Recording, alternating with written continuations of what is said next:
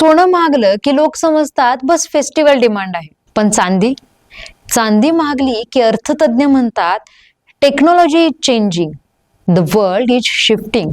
Gold tells you about market fear, but silver tells you about the future. Smartphones, laptop, solar panels, EV गाड्या आणि घरगुती electronics हे सगळंच आता महागणार आहे.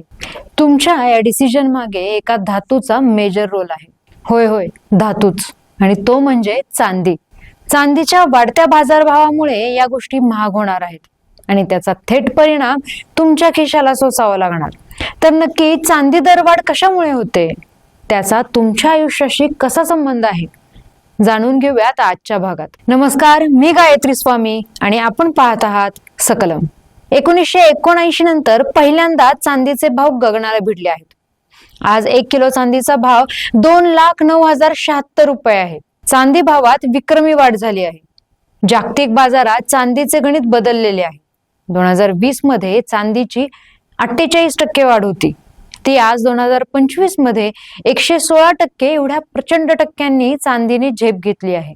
2020 पासून चांदीची भांडवल बाजारात, औद्योगिक क्षेत्रात आणि सुरक्षित गुंतवणूक म्हणून सातत्याने मागणी वाढत आहे. आणि आज चांदीची मागणी इतकी वाढली आहे की मग मागणीच्या पटीत पुरवठा खूप मागे पडला आहे. वर्ल्ड सिल्वर सर्वे 2025 नुसार गेल्या 5 वर्षापासून सतत पुरवठ्याची कमतरता चालू आहे आणि या वर्षीही गेल्या वर्षीप्रमाणे अंदाजे 813 मिलियन औंस राहणार आहे.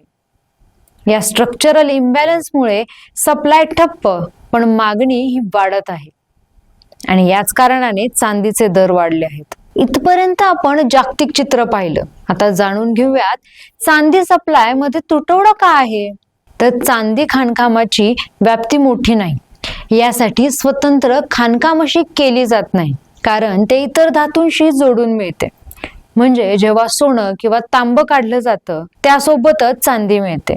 फक्त चांदीसाठी विशेष खाणकाम केले जात नाही, कारण बाजारात चांदीची किंमत सोन्याच्या तुलनेत सहसा कमीच राहिली आहे. आणि याचाच परिणाम म्हणजे चालू सप्लाय फ्लॅट होता, पण मागणी झपाट्याने वाढली आणि त्यामुळे चांदीचे दर वाढले. चांदीची एवढी मोठी मागणी नक्की कशासाठी होत आहे.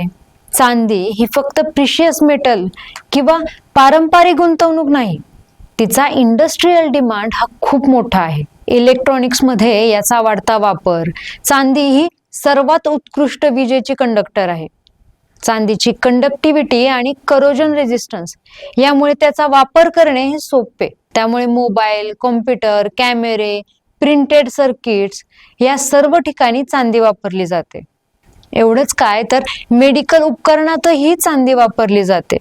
आज एक मोबाईल बनवताना काही ग्राम चांदी लागते, तर उद्या त्याच मोबाईलची किंमत 2-3 हजारांनी वाढली तर. कारण फक्त ब्रँड नसेल, तर त्याचं कारण चांदीचा वाढलेला दर असेल. सोलार पॅनल्स मध्ये, कंडक्टर सारख्या गोष्टींमध्ये चांदी उपयोगी पडते. जगभर रिन्युएबल एनर्जीचा वापर वाढत असल्यामुळे चांदीची मागणी वाढलेली आहे. सध्या जगभरातच इलेक्ट्रिक व्हेकल्स म्हणजे ईव्ही बूम आहे. या इलेक्ट्रिक व्हेकल्सच्या ऍडव्हान्स्ड बॅटरीज आणि सेन्सॉरमध्ये चांदीचा वापर केला जातो. म्हणून ईव्ही बूम सोबतच चांदीची मागणी देखील वाढली आहे. चांदी दरवाढीचा एक महत्वाचं कारण अमेरिकेच्या फेडरल रिझर्व्हने इंटरेस्ट रेट कमी केले. जागतिक बाजारपेठेत जेव्हा अमेरिका व्याजदर कमी करते तेव्हा गुंतवणूकदार सुरक्षित गुंतवणुकीकडे वळतात. त्यात सोनं, चांदी आणि इतर प्रेशियस मेटल्स येतात आणि याच कारणाने चांदीचे दर मोठ्या प्रमाणात वाढले. भारतावर चांदी दरवाढीचे काय परिणाम होतील. भारतात IBJ म्हणजे इंडियन बुलियन ज्वेलर्स असोसिएशन हे सोनं आणि चांदीचा दर ठरवतात.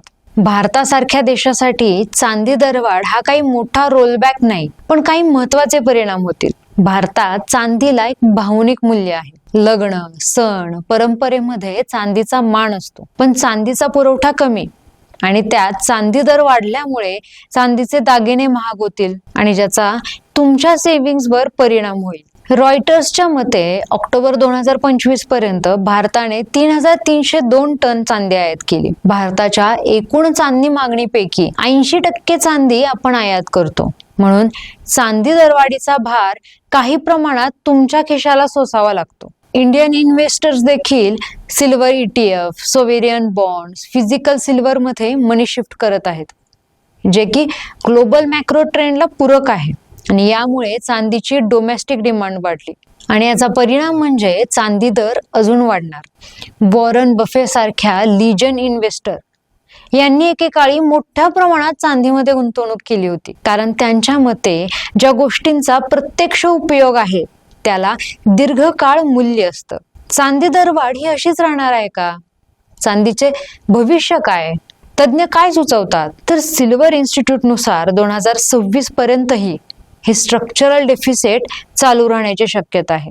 2025 साठीही शॉर्टफॉल अंदाजे 117 मिलियन औंस अशी सर्वाधिक तुटवड्यांपैकी एक असेल, ज्यामुळे भविष्यातही चांदी दर वाढतील. BNS पॅरिबास सारख्या बँकेने सांगितले आहे 2026 पर्यंत चांदी $100 पर औंस पर्यंत वाढू शकते. या फोरकास्टमुळे चांदी हा मार्केटमध्ये पुन्हा इन्व्हेस्टरचा फेवरेट असेट बनला आहे. तज्ञांच्या मते चांदी 2.25 लाखाच्या घरात जाऊ शकते. जगाचं फ्युचर टेक इकॉनॉमी अवलंबित्व वाढत चाललंय आणि तसं चांदीचे दर वाढत राहतील आणि म्हणून ही वाढ आपल्याला रोज अनुभवायला मिळेल. तुमच्या वाढत्या बिलात, तुमच्या खर्चात, तुमच्या गॅजेट्समध्ये आणि तुमच्या भविष्यात. चांदी दरवाढ म्हणजे एका मोठ्या टेक्नॉलॉजिकल युग बदलाच्या उंबरठ्यावर आपण उभे आहोत. साध्या भाषेत सांगायचं तर silver has moved from pretty ornament to strategic asset. आणि भविष्यात ज्यांना चांदीची भूमिका आणि डिमांड चेंज समजला त्यांच्याकडे एक मोठी स्ट्रॅटेजिक इन्व्हेस्टमेंट अपॉर्च्युनिटी असणार आहे. तुम्हाला आमचा हा व्हिडिओ आवडला असेल तर लाईक करा, शेअर करा आणि आमच्या चॅनलला सबस्क्राईब करा.